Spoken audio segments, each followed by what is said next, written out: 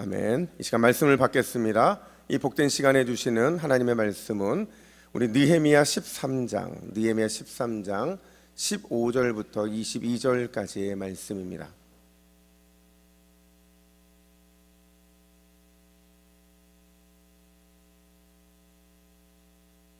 느헤미야 13장 15절부터 22절까지의 말씀, 맛을 잃은 신앙이라는 제목으로 오늘 말씀을 받겠습니다. 우리 15절부터 22절까지 한 절씩 교독해 읽겠습니다. 그때에 내가 본즉 유다에서 어떤 사람이 안식일에 술틀을 밟고 곡식단을 나귀에 실어 운반하며 포도주와 포도와 무화과와 여러 가지 짐을 지고 안식일에 예루살렘에 들어와서 음식물을 팔기로 그날에 내가 경계하였고, 또 두로 사람이 예루살렘에 살며 물고기와 각양 물건을 가져다가 안식일에 예루살렘에서도 유다 자손에게 팔기로 내가 유다의 모든 귀인들을 꾸짖어 그들에게 이르기를 너희가 어찌 이 악을 행하여 안식일을 범하였느냐? 너희 조상들이 이같이 행하지 아니하였느냐? 그래서 우리 하나님이 이 모든 재앙을 우리와 이 성읍에 내리신 것이 아니냐? 그럼에도 불구하고 너희가 안식일을 범하여 진노가 이스라엘에게 더욱 심하게 임하도록 하는도다 하고, 안식일 전 예루살렘 성문이 어두워 갈 때에 내가 성문을 닫고 안식일이 지나가기 전에는 열지 말라 하고, 나를 따르는 종자 몇을 성문마다 세워 안식일에는 아무 짐도 들어오지 못하도록 하였으므로 상사꾼들과 각양 물건 파는 자들이 한두 번 예루살렘 성 밖에서 자므로 내가 그들에게 경계하여 이르기를 너희가 어찌하여 성 밑에서 자느냐? 다시 이같이 하면 내가 잡으리라 하였더니 그 후부터는 안식일에 그들이 다시 오지 아니하였느니라. 내가 또 레위 사람들에게 몸을 정결하게 하고 와서 성문을 지켜서 안식일을 거룩하게 하라 하였느니라. 내 하나님이여 나를 위하여 이 일도 기억하시옵고 주의 크신 은혜대로 나를 아끼시옵소서. 아멘. 할렐루야. 우리 옆에 분들에게 인사하겠습니다. 은혜로운 명절을 보냅시다. 은혜로운 명절을 보냅시다. 아멘. 한 7, 8살 정도 되는 아이였던 것 같아요. 엄마 손을 붙잡고 이 초콜릿 가게에 들어가게 됩니다. 이 아이가 주인이 보니까 너무 귀여운 거예요. 마치 저의 어렸을 때 모습처럼. 웃어주세요.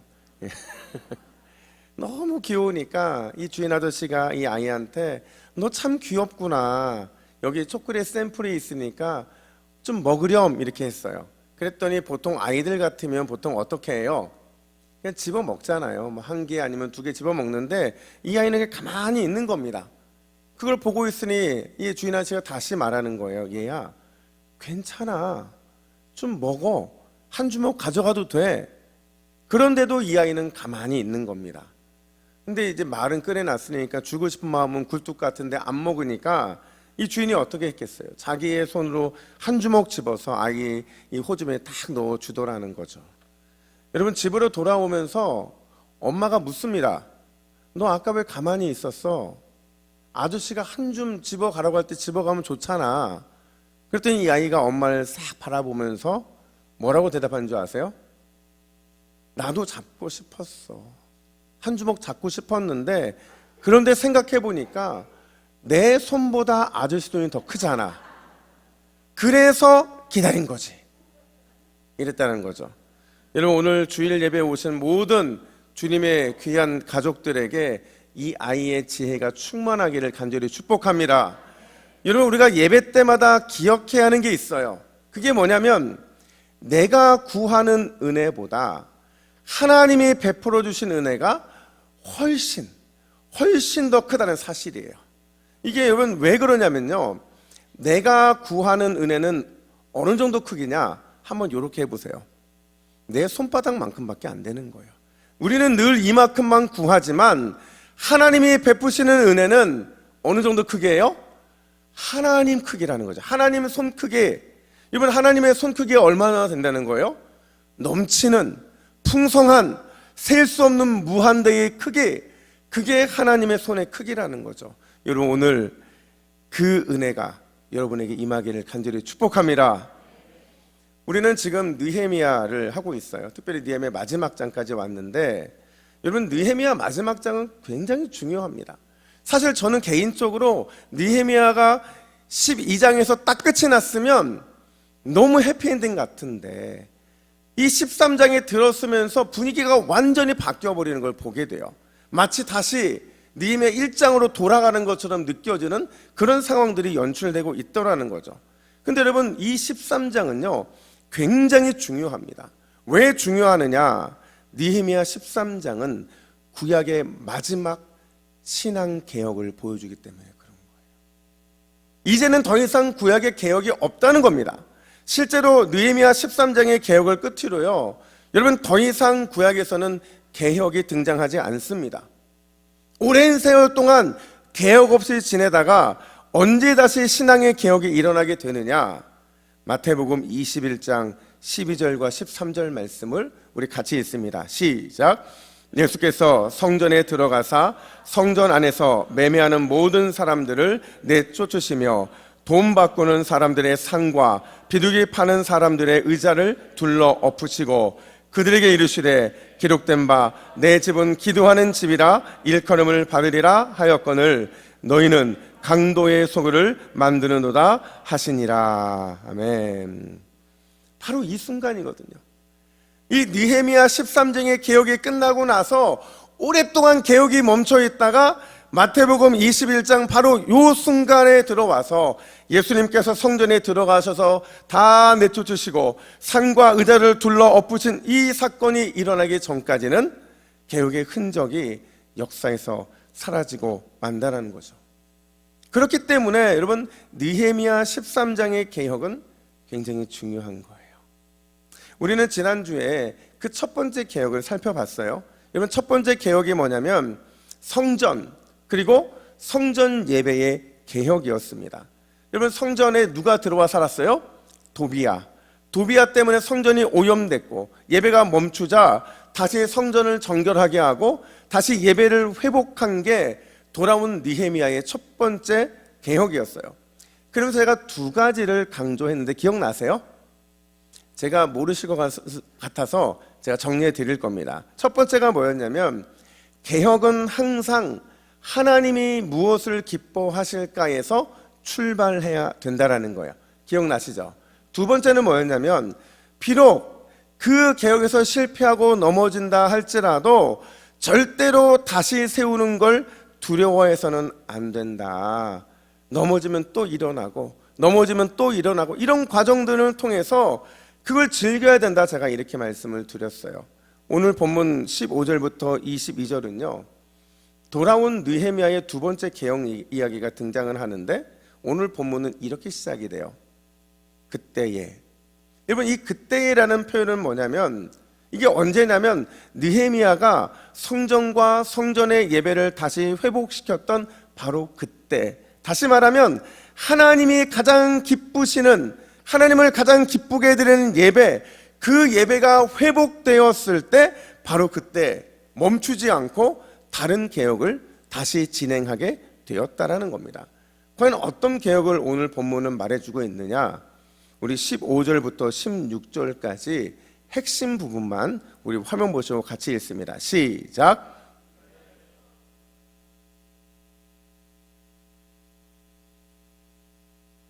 또 두로 사람이 예루살렘에 살며 안식일에 예루살렘에서 유다 자손에게 팔기로. 여러분, 어느 단어가 지금 강조되고 있죠? 안식일이 강조가 되고 있는 겁니다. 지금 오늘 본문은요 안식일 개혁이에요. 아니, 정확하게 말하면 안식일 회복이라고 말해야 옳습니다. 근데 중요한 건 뭐냐면 느헤미야가 안식일을 말하고 있는데 그냥 단지 안식일을 지키느냐 지키지 않느냐의 그런 일반적인 얘기를 하는 게 아니라는 거예요. 안식일을 지키면 복을 받고 안식일을 지키지 않으면 복을 받지 못한다, 이런 얘기를 하는 게 아니라 조금 더 본질적이고 조금 더 근원적인 이 원리에 대해서 말해주고 있다는 거죠. 과연 느헤미야가 안식일과 관련돼서 우리에게 말해주고 싶은 그 본질적인 원리는 무엇일까? 여러분, 첫 번째는 뭐냐면요, 우리가 그럴 때가 있잖아요. 내 신앙이 뭔가 다시 원점으로 돌아온 것 같고 늘 제자리 걸음인 것 같고 이럴 때가 있잖아요. 물론 나름대로 열심히 하죠. 기복도 없고 꾸준히 열심히 해왔는데 근데 내 삶이 변화가 없고 뭔가 답보적인 것들이 느껴질 때가 우리는 늘 있더라는 거죠. 그럴 때 그 답을 어디서 찾아야 되느냐? 안식일 정신에서 찾아야 된다. 오늘 본문은 그걸 말해주고 있다라는 거예요. 한번 따라해 볼까요? 주일에 답이 있습니다. 다시 주일에 답이 있습니다. 여러분 오늘 본문을 보시면 예루살렘 공동체가 안식일을 어깁니다. 근데 단순히 안식일을 어긴 게 아니고요.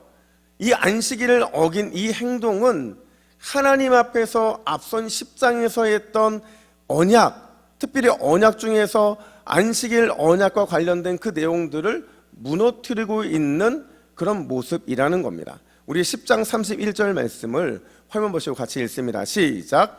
혹시 이 땅 백성이 안식일에 물품이나 온갖 곡물을 가져다가 팔려고 할지라도 우리가 안식일이나 성일에는 그들에게서 사지 않겠고. 아멘.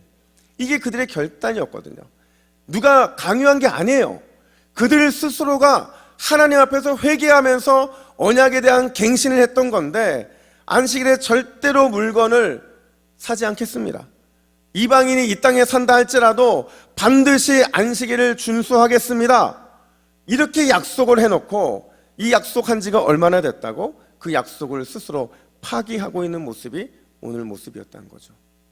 느헤미야가 돌아왔다 보니까 느헤미야가 그 모습을 보니까 기가 찬 거예요. 근데 그 모습을 가만히 들여다보면서 묵상을 하는데 느헤미야의 눈에 들어온 게 하나가 있었어요. 그게 뭐냐면 왜 그들이 안식일을 잃어버리고 있는지, 왜 안식일의 언약을 놓치고 있는지가 그의 눈에 딱 들어오게 된 거예요. 아주 근본적인 이유가 있었다라는 거죠. 그게 뭐냐? 자, 여러분 제가 질문 하나를 드릴 텐데요. 이 질문에서 답을 찾아보세요. 답은 둘 중에 하나예요. 50%입니다. A를 맞춰도 여러분 맞을 수 있고 B를 맞춰도 맞출 수 있는 거예요. 자, 보세요. 우리가 주일을 지키는 걸까요? 아니면 주일이 우리를 지키는 걸까요? 지금 우리 동북의 이 수준 높은 공동체가 잠시 혼란에 빠졌어요. 다시 질문. 우리가 주일을 지키는 겁니까? 주일이 우리를 지키는 겁니까?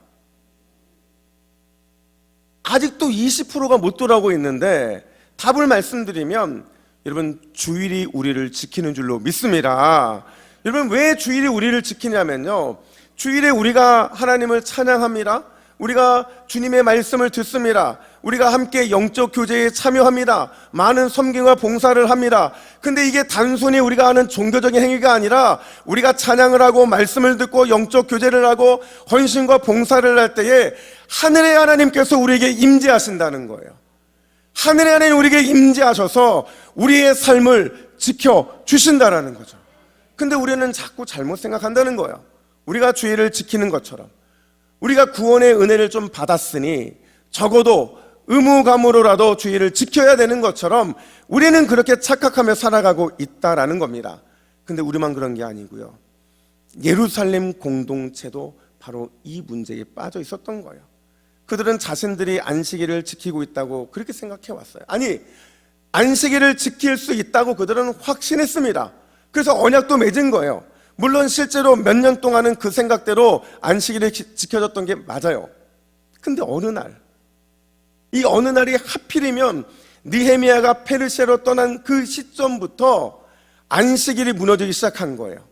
봤더니 오늘 읽었던 15절과 16절에 보면 안식일에 주변 도시의 사람들이 예루살렘으로 들어옵니다. 들어와서는 생필품을 팝니다. 제철 음식을 팝니다. 각종 좋은 식제품들을 팔기 시작합니다. 그러자 그 판매하는 모습을 보면서 예루살렘 성 안에 있던 이방인들까지도 안식일에 각종 해산물을 수입해와서 장사를 하기 시작하더라는 거죠. 근데 문제는 뭐냐면 여러분, 장사의 원리가 뭐냐면 장사는 반드시 뭐를 남겨야 돼요? 이윤을 남겨야 되잖아요. 이윤이 안 남기면 장사하겠어요? 안 하겠어요? 안 하죠. 놀라운 건 여기가 장사가 너무 잘 되더라는 거예요. 많은 것들이 판매가 너무 잘 됐고, 처음에는 아마도 생필품만 들고 왔을 텐데 시간이 지나면서 제철 음식도 들어오니까 팔리고, 각종 좋은 식재료도 팔리고, 너무 많은 것들이 팔리는, 장사가 잘 되는 것들이 이루어지고 있더라는 거죠. 느헤미야 보고 있으니까 문제가 뭔지가 보이는 거예요. 아, 지금 예루살렘 공동체가 안식일의 정신, 주일의 정신을 무너뜨리고 있구나, 그게 무너져 버렸구나라는 것을 그가 깨닫게 된 거라는 거죠. 여러분, 다시 질문합니다. 안식일의 정신, 주일 정신이 뭐예요? 주일이 우리를 지킨다는 거예요. 주 안에 안식하는 것이 우리의 삶을 지킨다는 거예요. 우리가 주일에 찬양하고 주일에 말씀 듣고 주일에 영적 교제와 헌신을 할 때, 그때 하늘의 하나님께서 임재하셔서 우리를 세상의 유혹과 세상의 도전으로부터 반드시 보호해 준다. 하늘의 하나님 나라의 백성으로서의 이 정체성을 반드시 유지시켜 주신다. 이 안식일 정신, 이 주일 정신이 무너져 버리고 만 거라는 거죠. 여러분, 사실요, 이 안식일 정신, 주일 정신은요, 단지 주일 안식이만 국한되는 게 아니에요. 이 안식일이요, 주일이요, 우리에게서 주일이 시작입니까? 끝입니까? 시작이에요. 주일을 시작으로 하는 일주일 168시간에 우리의 신앙 정체성이 뭐가 지켜주느냐? 주일 정신이 지켜준다는 거죠. 이 주일의 정신 속에서 우리는 늘 신앙의 원리와 신앙 성숙의 원리를 발견해야 된다는 거예요. 그게 뭐냐면요, 이 원리가 뭐냐? 주일에 하루 시간을 잠시 멈추는 거예요. 멈춤으로 인해서 내 인생의 주인이 누구인지, 그리고 내가 하나님을 진짜 얼마나 사랑하고 신뢰하는지를 확인하는 거예요. 그리고 그 확인한 결론을 가지고 그 답을 붙잡고 남은 6일을 살아가는 것, 그게 바로 우리가 주일 정신이거든요. 그러면 이 주일의 승리가 반드시 한 주간의 승리로 나타날 수밖에 없는데, 바로 이 놀라운 사실을 예루살렘 공동체가 놓치고 있고, 우리가 놓침으로 인해서 자꾸 우리의 신앙이 원점 신앙이 되는 거고 제자리 걸음 신앙이 되고 있다라는 겁니다. 어느 교회에서 굉장히 우픈 얘기 하나가 있는데, 주일에 이제 목사님이 설교를 하고 있었어요. 근데 그날 따라서 이 스피커 상태가 너무 안 좋은 겁니다. 여러분, 설교할 때 스피커 상태가 제일 안 좋으면 누가 가장 먼저 딱 느낌이 오는지 아세요? 네, 저예요, 저. 네, 왜냐하면 안 들리는지 들리는지가 반응이 오거든요. 문제가 있는지 다 반응이 오거든요. 그러니까 이 목사님도 너무 답답했던 거예요. 근데 어떻게 해요? 예배가 이미 진행 중에 있는데 한 20분쯤 지났을까? 저 끝에 있던 한 분이 갑자기 이렇게 외치는 겁니다. 목사님, 안 들려요, 안 들려. 좀 크게 좀 말씀해 주세요. 여러분, 설교 시간에 이런 말 했다고 생각해 보세요. 얼마나 당황스러워요. 그래서 이 목사님도 당황해서 아무 말도 못하고 있는데, 그 옆에 참견하게 좋아하는 성도님이 앉으셨나 봐요. 그분이 자꾸 옷을 끄집어 내리면서 이렇게 말하더래요. 가만히 있어. 뭐 별로 들을 것도 없는데. 뭐라고 했다고요? 가만히 있어. 뭐 들을 것도 별로 없는데. 이랬다는 거죠. 여러분, 재미있죠?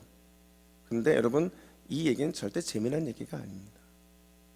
절대 우리가 웃으면 안 되는 이유가 왜냐면요, 이 이야기는 우리의 주일 정신을 무너뜨리기 때문에 그래요. 우리의 주일 정신을 망가지게 하는 거기 때문에 그렇다는 겁니다. 절대로 우리가 하지 말아야 될 게 뭐냐면, 주일을 폄하하는 말과 주일을 폄하하는 이런 표현들을 해서는 안 된다라는 거예요. 토저 목사님이 뭐라고 말씀하셨냐면, 물론 토저 목사님 말씀은 예배에 대한 말씀이었어요. 근데 이 예배에 주일을 넣어서 이야기해도 똑같더라는 거죠. 뭐라고 말했느냐? 우리 같이 한번 읽어볼까요? 시작. 사도 바울 이후 지금까지 교회에서 이루어진 모든 위대한 일들은 예배를 지극히 사모하는 사람들에 의해 이루어졌다. 교회의 역사를 볼 때 예배를 사모하고 갈망하던 사람이 큰 일을 이뤄냈다. 여러분, 믿으십니까? 마찬가지예요. 이 땅의 모든 위대한 일들은요, 주일을 사모하는 사람들을 통해서 이루어졌어요. 주일을 사모하고 주일을 갈망했던 사람들을 통해 하나님은 반드시 위대하고 큰 일들을 이루어 주시더라는 거죠. 이게 역사가 우리에게 보여주는 증거라는 거예요. 여러분, 다시 묻습니다. 우리가 주일을 지킵니까? 아니면 주일이 우리를 지키는 겁니까? 맞습니다. 주일이 우리를 지키는 줄로 믿습니다. 오늘의 찬양과 기도, 오늘의 말씀과 영적 교제 가운데 임하신 우리 주님께서 오늘을 통해서 남은 6일의 일주일의 삶을 반드시 우리와 동행하시고 지켜주신다라는 거예요. 그렇다고 한다면 오늘 예배 가운데 우리는 반드시 나의 시간을 멈춰야 돼요. 아무리 바쁘고 아무리 급한 일이 있어도 이 주일 앞에서 우리가 시간을 멈추고 하나님이 내 인생의 주인이십니다. 내가 하나님을 얼마나 사랑하고 얼마나 믿고 있는지 이 주일을 통해 주 앞에 드리겠습니다. 이 고백을 드리면 반드시 하나님의 큰 일 우리 모두가 경험하게 될 줄로 믿습니다.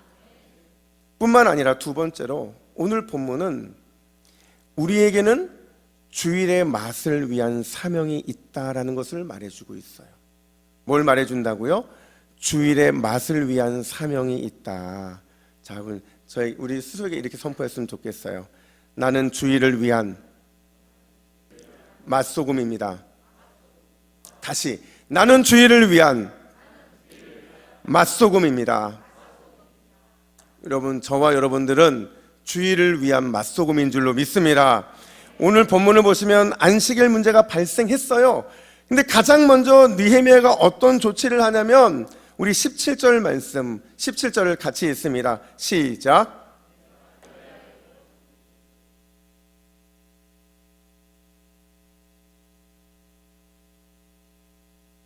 자, 보세요. 내가 유다의 모든 귀인들을 꾸짖어 그들에게 이르기를 너희가 어찌 이 악을 행하여 안식일을 범하느냐, 이렇게 느헤미야가 말합니다.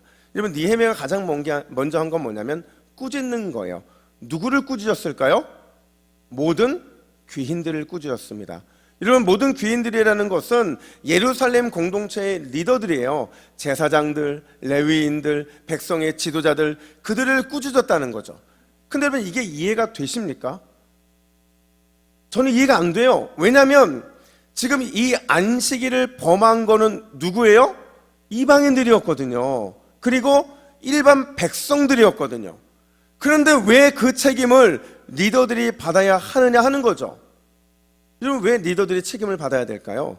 왜 꾸짖음을 받아야 되는 걸까요? 그 이유는요, 영적 리더들에게는 안식일의 맛을 책임져야 될 사명이 있기 때문에 그렇다는 거예요. 다시요. 여러분, 영적 리더들에게는 안식일의 맛을 책임져야 되는 사명이 있어요.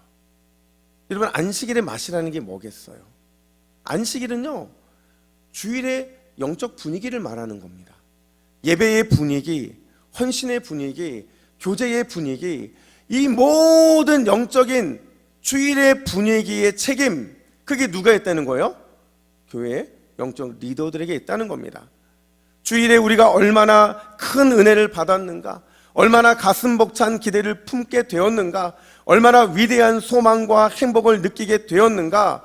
여러분, 이러한 영적 주일의 분위기의 책임, 이 책임은 반드시 영적 리더들이 져야 한다는 거예요. 이걸 누가 보여주느냐?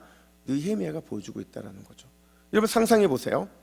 만약에 느헤미야가 여전히 예루살렘에 있었다면 예루살렘의 공동체가 안식일을 범하는 일이 있었을까요? 없었을 겁니다. 느헤미야가 자리를 비웠기 때문에, 즉 다른 영적 리더들이 느헤미야의 역할을 감당하지 못했기 때문에 결국 안식일 실패가 나타나게 된 거예요. 여러분, 생각해 보세요. 느헤미야가 처음부터 예루살렘 성벽을 세우려고 했던 이유가 뭐냐면, 문을 달려고 했던 이유가 뭐냐면, 이건 하나의 공동체를 만든 겁니다. 눈에 보이는 성을 만든 게 아니라 하나의 공동체가 되어서 하나님의 안식일을 지키고 예배하고 그 날의 주인이 하나님이시라는 사실을 고백하면서 그 공동체의 아름다움을 만들기를 원했던 거예요. 그러려면 누군가는 그 공동체의 분위기를 이끌 리더가 필요했거든요. 그래서 느헤미야가 그 역할에 참여를 했는데, 여러분 결론적으로 말하면 느헤미야는요, 이 예루살렘 공동체에 은혜의 맛을 내는 소금과 같은 사람이었다라는 거예요.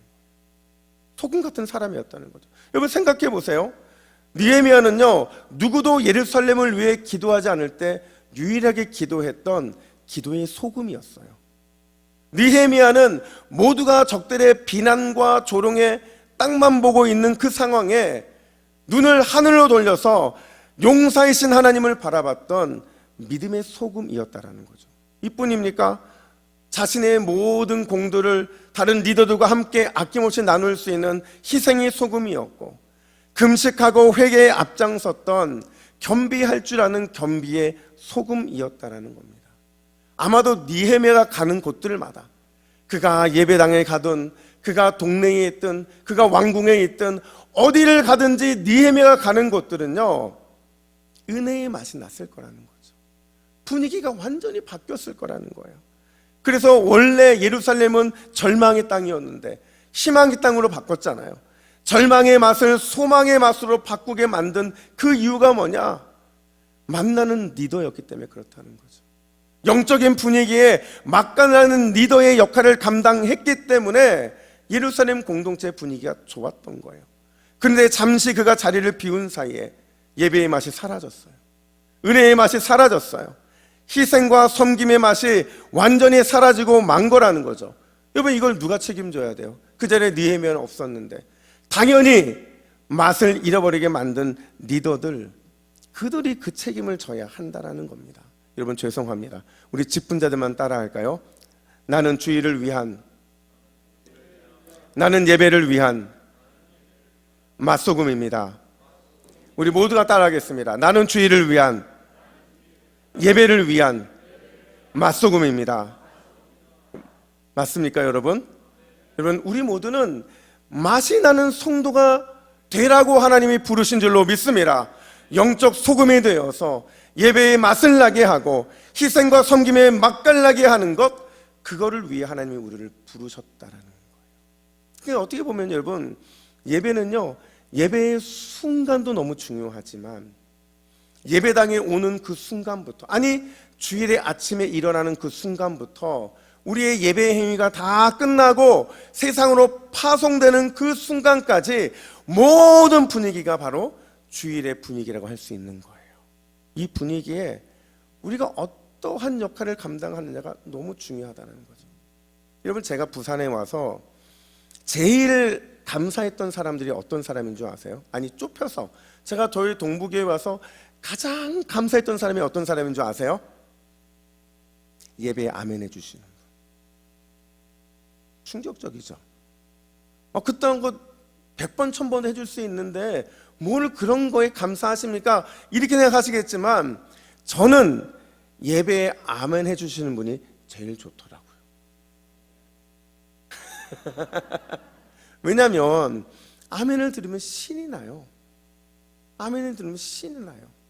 근데 여러분 제가 또 뭘 또 가장 기뻐하냐면 예배를 마치고 돌아갈 때 이 마스크 쓴 얼굴 사이로 웃음이 활짝 피어나는 게 너무 기쁘고 감사해요. 또 뭐가 감사하고 기쁘냐면요, 여러분들이 오후 예배에 오는데 오후 예배에 막 얼굴을 찌푸리고 막 이러고 오지 않고 사모하는 마음으로 오시는 게 너무도 감사하더라고요. 지금 뭘 말해주는 거예요? 여러분들이 정말 하나님이 기뻐하시는 맛을 내는 성도가 되고 있다라는 거예요. 만약에 이 중에 한 사람이 팔짱을 딱 피고 어떤 목사님 무슨 말 하나 보자 이러고 있다고 생각해 보세요. 그런 사람이 있으면 그 주변에 맛이 나겠어요? 맛이 안 나요. 그럼 우리가 소금을 왜 칩니까? 맛을 내려고 치는 거잖아요. 만약에 소금을 많이 넣었어, 맛이 어떻게 변해요? 짜죠? 소금을 덜 넣었어요, 맛이 어떻게 변해요? 싱겁잖아요. 여러분 싱거운 성도 되기를 원해요? 짠 성도가 되기를 원해요? 아니에요. 하나님이 우리에게 원하시는 것은 적당한 맛을 내는 맛소금 같은 역할이라는 거죠. 나의 표정 하나가, 나의 말 하나가, 나의 아멘 하나가 예배를 살리고 공동체의 분위기를 살리고 우리의 삶을 살린다는 사실이 너무나도 중요하기 때문에 그렇다는 겁니다. 오늘 유치원에서요, 이제 미술 시간이었는데 아이들에게 집에 있는 엄마를 그리라고 했어요. 그러니까 애들이 자신들이 생각하는 엄마를 막 그리기 시작합니다. 근데 그림을 그리고 났는데 그림을 가장 잘 그린 아이가 있는데 그 아이 그림이 가장 해석이 어려운 거예요. 어떻게 그렸냐면 엄마의 입이 얼굴 중에 이만해요. 엄마의 손이 몸은 이만한데 이따만한 거예요. 근데 더 충격적인 건 귀가 없어. 엄마의 모습인데. 그러니까 아무리 해석하려고 해도 해석이 안 되는 거예요. 그래서 선생님이 이 아이를 부릅니다. 야, 너 왜 엄마를 이렇게 그렸어? 선생님 설명을 좀 해봐. 그랬더니 이 아이가 뭐라고 말하냐면, 선생님, 우리 엄마는 잔소리만 엄청 해서 입이 이만한 거예요. 그리고 또 늘 뭐만 잘못하면 늘 때려서 손이 이만한 거예요. 하지만 뭔가 부탁을 하면 하나도 들어주지 않으니까 귀가 없는 거예요. 이랬다는 거죠. 제가 이 예화를 보면서 이런 생각이 드는 거예요.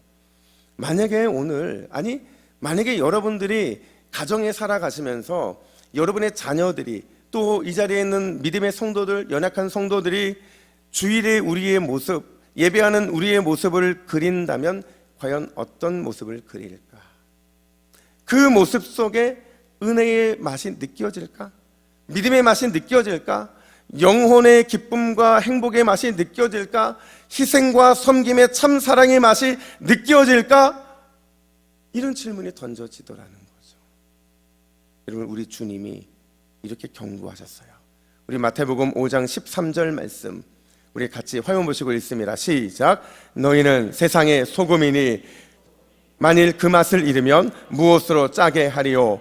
후에는 아무 쓸데없어 다만 밖에 버려져 사람에게 밟힐 뿐이니라. 아멘. 여러분, 우리가 소금이 되어야 되는 이유가 뭐예요? 우리가 주일을 위한 소금이 될 때 그 주일의 소금이 일상의 소금이 될 것이고 삶의 소금이 될 것이기 때문입니다.